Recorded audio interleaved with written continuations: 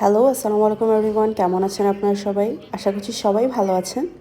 গিয়েছিলাম আমি গতকাল আমার ফ্রেন্ডসদের সাথে দেখা করার জন্য এবং অনেক খোঁজাখুঁজির পর আমরা ডিসাইড করলাম আমরা পাইনুট ট্রাই করব। পাইনুট ক্যাফে প্লাস কিচেনটা মোটামুটি আমাদের সবারই খুব ভালো মতো চেনা, বাট তাদের একটা নতুন আউটলেট ওপেন হয়েছে ধানমন্ডি 27-এ। নতুন বলবো না, বাট হচ্ছে কিছুদিন আগে এটা ওপেন হয়েছে।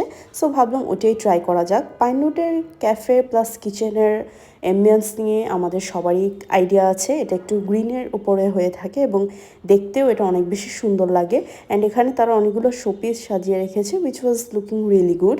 অ্যান্ড এখানে যে হ্যাঙ্গিংগুলো ছিল এগুলো শামুক দিয়ে তৈরি করা ছিল, যেটা দেখতে অনেক বেশি ইউনিক লাগছিল। অ্যান্ড এখানে আউটডোরে আপনারা অনেক সুন্দর সুন্দর ছবি ক্লিক করতে পারবেন। অ্যান্ড ইনডোরের হ্যাঙ্গিংগুলোও দেখতে অনেক বেশি সুন্দর। অ্যান্ড এখানে যে ঘড়িটা ছিল এটা আমার কাছে অনেক বেশি অ্যাস্থেটিক মনে হয়েছে।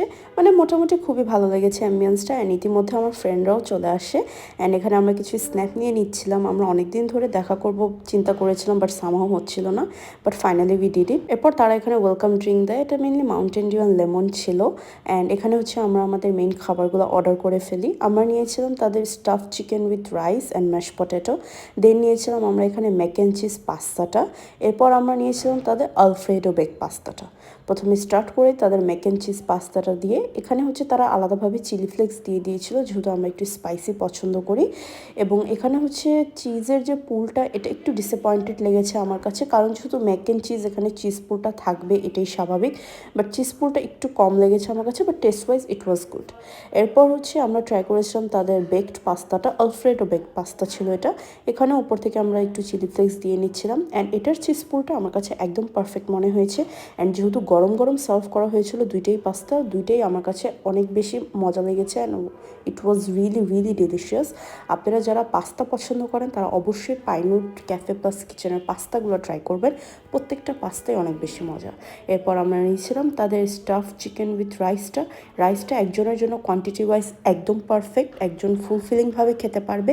অ্যান্ড ম্যাশ পটেটোটাও অনেক বেশি মজা ছিল। You guys can try them out. And এখানে যদি আমি চলে আসি তাদের স্টাফ চিকেনটা, এটা একদম একজনের জন্য মোর দেন ইনাফ থাকবে। অ্যান্ড অনেক বেশি চিজ দিয়ে স্টাফ করা।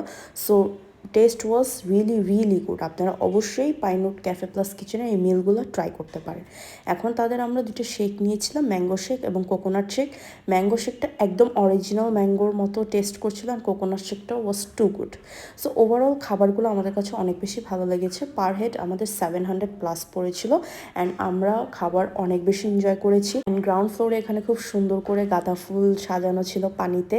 And it was a really really good day. আপনারা চাইলে অবশ্যই পাইনুট ক্যাফে প্লাস কিচেনের খাবারগুলো ট্রাই করবেন এবং আমাকে জানাবেন আপনাদের কেমন লেগেছে।